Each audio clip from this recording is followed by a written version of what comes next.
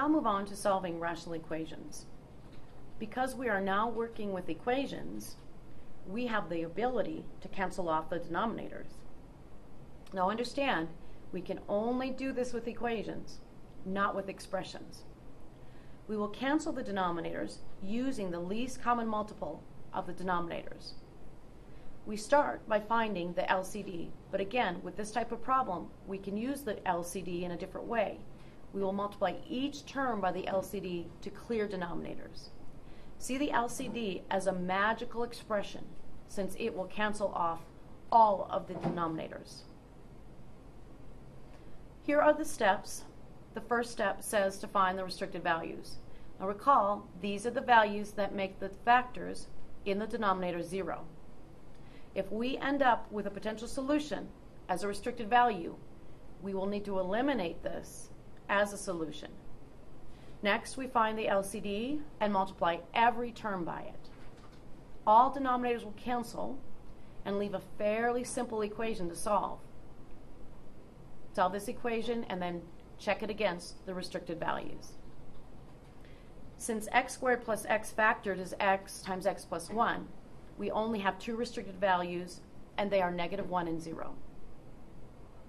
All the different factors that make up the denominators are x and x plus 1, both seen to the first power. These two factors are your least common multiple. So multiply each term of the equation by this LCD. As long as each term is multiplied by the least common multiple, it will be an equivalent equation. So here is the start of that process. I like to have that least common multiple up next to each term, like you see here with the second step. Start by canceling the denominator with the part of the least common multiple that allows you to do so. The x plus 1's cancel on the first term, x is on the second, and over on the right, the x and the x plus 1's cancel. Look at how simple the resulting equation is. We solve the resulting equation, the solution, -25. Now remember to check this against the restricted values. Since we did not end up with -1 or 0, we get to keep the -25. Here's another rational equation. We start by stating the restricted values.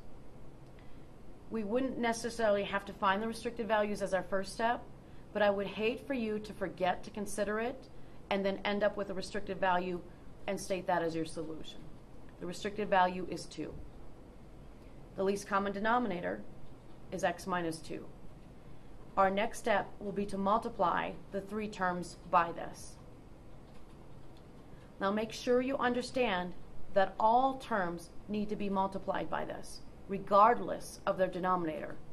It is a common mistake to not multiply the 7 by the LCD as well, since some students think they don't need to since you only have a denominator of 1.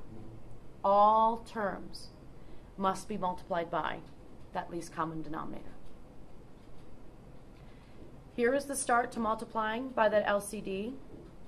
Again, I prefer having the LCD up next to each term so that it's easier for me to cancel the denominators.